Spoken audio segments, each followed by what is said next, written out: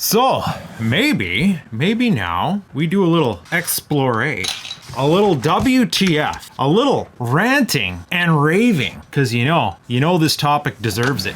Why, oh why, did I choose the MSI? Because I've been an Asus guy for the longest time. Like seriously, since my Pentium Pro, my main system has had an Asus board with the exception of my first AM2 board when I got my 9600 Phenom. Asus didn't make a board for it when it came out. I got a Gigabyte board and I didn't like it. Something about the software and not having automatic control over the fans proper, it just wasn't up to snuff, not what I was used to. I guess it was a good board, I don't remember, but I ended up flipping it. I got myself an Asus board. It's been Asus in my main system ever since. And in fact, I don't think I've owned an MSI board in almost 20 years. It used to be, once upon a time, M-ATX, that common format now, that was a low-end platform thing. They didn't make enthusiast level boards. All the Asus boards that came in that platform, they didn't have the feature sets you wanted. MSI was one of the first companies to take an M-ATX board and give it enthusiast level feature sets. In fact, I think there was one point in time if you wanted a socket 939 board for a good AMD processor, you had to go MSI because the M-ATX boards Asus made were only the socket 754 or whatever for the lower end single channel. So when I was building media boxes, I ended up using MSI M-ATX boards for a while before Asus caught up to that market.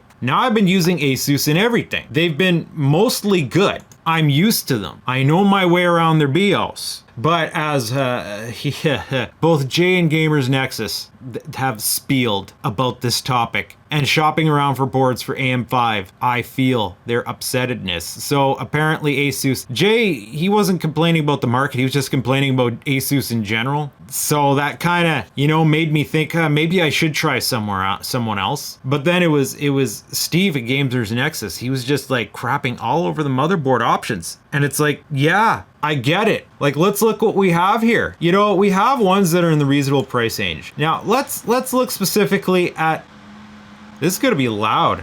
So let us look specifically at the Asus boards so that you can understand my frustration. So here I am, a professional thinking, I don't need the highest end board. And I'm seeing these prices. $424 for the Prime Pro. That is a legit board I would have considered. That is the price that I think the Hero board was selling for last gen. I think my X470 Strix F was like a $349 board. Can't remember what the Hero board was. My X570, I bought it on open box even. So I look at this board and it's like, okay, they got rid of the second slot. We're no longer doing dual GPU. And it's like, okay, I guess I'm okay with that. No dual GPU, I'm only running one. Crossfire's dead, that's fine. But then I'm looking at the back panel and I'm like, where's my audio? Where's my SPDIF out? What the frick is going on here? It still has all this crap. Who is using all those analog outputs? Does anyone do that anymore? Seriously, does anyone use all those analog outputs anymore? Where is the SPDIF out? It's missing. Like, am I the asshole? Am I the one living in the frickin' 20th century, the 19th century, still wanting SPDIF so I can plug my high-end amplifiers into my board instead of using all this analog crap? That seems just so ironic to me. Another board I was looking at, oh boy, it's come down in price even. The ProArt Creator. I thought that was pretty snazzy. Okay, I'm a bit of a holdout. Yeah, I need my 2 ports. I want my 2 ports. But it too, okay, they removed all the extra crap, only the audio jacks we need. But again, no SPDIF, no optical out. It's a creator board. Do you think maybe we want to plug it into a higher end amp than just analog?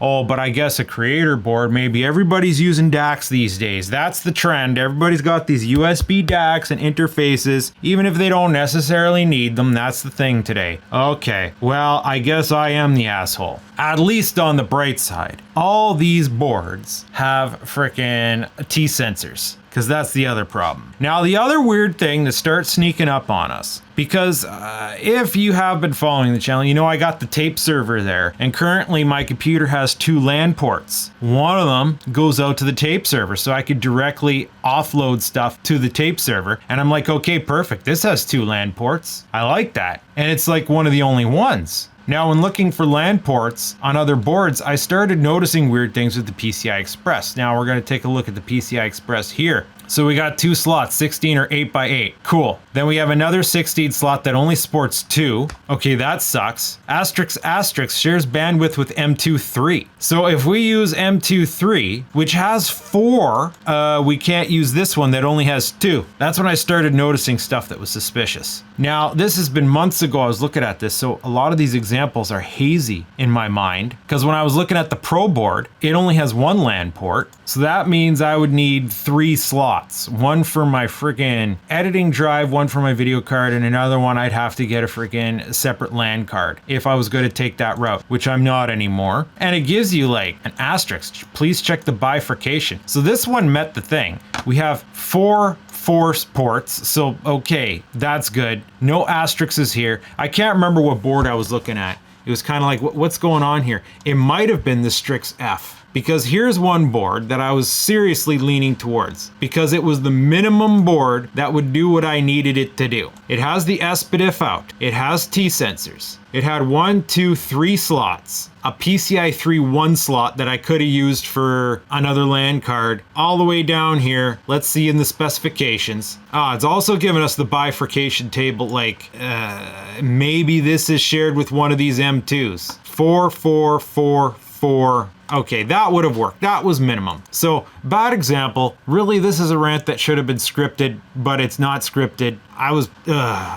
But then I'm thinking for $394, what happens if I move up to the Strix A? Not the A. Where's the other one? The Strix E. $649. Similar price point of this MSI Carbon. It's like, okay, I can stick with Asus. I got my 2 ports. I got a 3rd port. Because you know what? I got rid of the LAN. I'm not using it anymore. I since purchased a stack of used 2 terabyte SSDs, 2.5 inches. I'm all hot swap with my tape server now. It's completely offline. I'm no longer transferring that way. So I don't need the LAN port anymore. This is ultimately better. It's gonna have the SPDIF right there. But then I looked at the specifications and I was like, what? 2 PCI Express 16 slots. Supports 116 or 8.4. What? It's 8.8, not 8.4. Yeah, I get that not a lot of cards all need that, and we're not doing Crossfire, so we shouldn't even need it. But why is it just 4? Why? And this is what I was finding generally about Asus. For the prices they were charging us, there's just like all these just kind of like nickel and diming features away from us.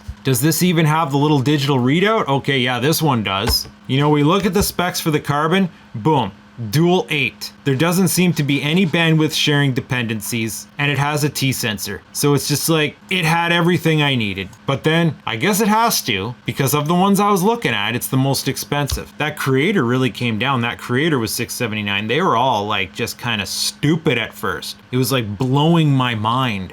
But this one's not screwing around. It has everything I need, nothing I don't. It looks cool. MSI is supposed to be decent. So far, no red flags. It's booted. It looks okay. I just got to figure out my way around it. But you know what? I got it for way cheaper than that. Way cheaper than that. The bundle on Memory Express was the motherboard and the CPU for like $12.99. Now the CPU was commonly on sale for $769. So if I take that away from $12.99, $769 being the cheapest I could possibly buy that CPU alone on sale, I paid $530 for this board. That's just the sale I was waiting for. Thanks, Memory Express. It's the only thing I've ever bought from you, but thanks for the deal. And according to the receipt, I still get the free Starfield.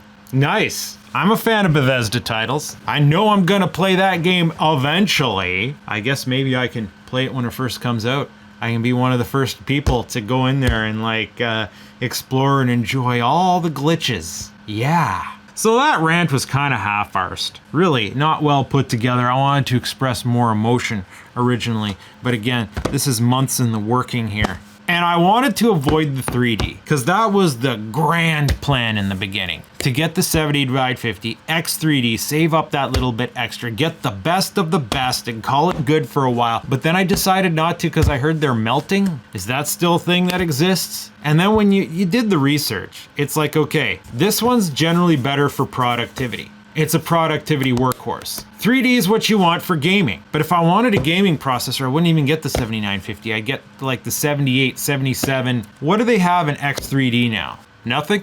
Nothing? I search Ryzen 7000, I only get 4 hits. There you go, 7800 X3D. Do they have a 77? No, that's what I'd be getting if I wanted to build a gaming system.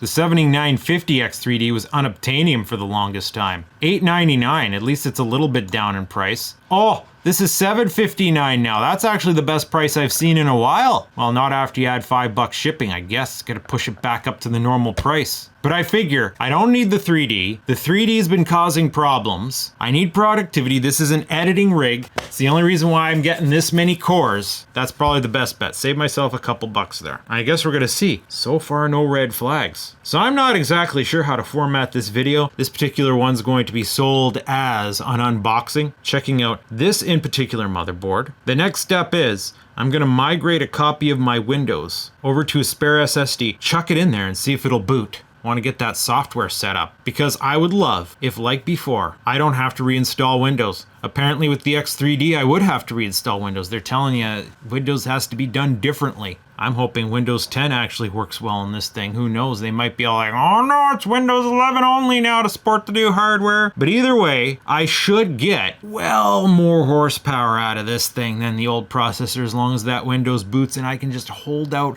for a little while longer with my existing copies of Windows because I really don't have to feel like doing it all over again. So we're gonna validate that in the next video. Stay tuned. I hope you enjoyed this. Okay, you really frickin' dropped the ball on your outro this time, bud. Yeah.